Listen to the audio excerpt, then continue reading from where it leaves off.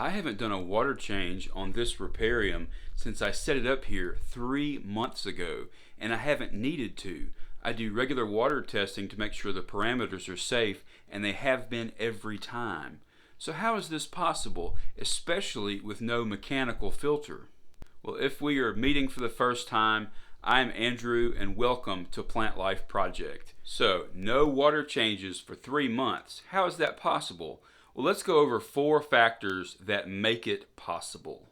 Well, first of all, we have a lot of houseplants, some of which are feeding directly from the water column, like the Neanthobella palm, the Fittonia, and the pothos, and others, like the peace lily, are feeding mostly from the substrate.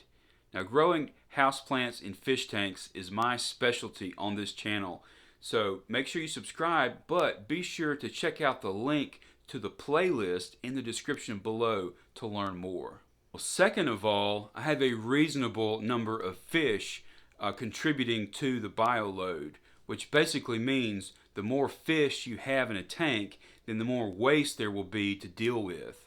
I have 4 fish in this 10-gallon riparium, so the waste can be processed quickly and used by the plants. And with this number of plants, I could probably keep up to 8 fish in here and still not need a water change. But if you have like 20 fish in a 10-gallon tank, then it will be difficult for that waste to be processed quickly enough and used by the plants, which would then cause an excessive buildup of nitrates, which would then require a water change. Your third factor is your biological filter, which refers to the beneficial bacteria and various microorganisms that colonize on basically any surface underwater.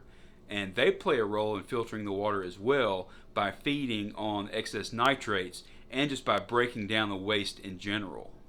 The fourth factor is your substrate, which is a big part of your biofilter, but a deep substrate specifically because it provides various levels of microorganisms breaking down your waste and making nutrients available to the plant roots over time, just like in a natural body of water. These 4 factors working together close the gap in the nitrogen cycle so that when it is cycling properly, it can greatly reduce or eliminate the need for water changes. And all of my tanks are set up this way, but the water testing is the deciding factor of whether I need a water change or not.